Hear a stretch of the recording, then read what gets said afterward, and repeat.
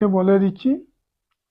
এই জায়গাতে আপনি প্রথমে লিখবেন আপনার নাম, এরপরে লিখবেন আপনার মায়ের নাম, এরপরে প্লাস চিহ্ন দেবেন অথবা একটি লাভ চিহ্ন দেবেন। লাভ চিহ্ন দিয়ে আপনি কি করবেন, আপনার যার জন্য এই আমলটি করছেন তার নামটি লিখবেন, তার মায়ের নামটি লিখবেন। ঠিক আছে, এইভাবে আপনাকে এই নকশাটি লেখার পরে আপনি চতুর্দিকে কেটে নেবেন। কেটে নিয়ে আপনি তাবিজ আকারে বানিয়ে নেবেন। একটি তাবিজ বানাবেন।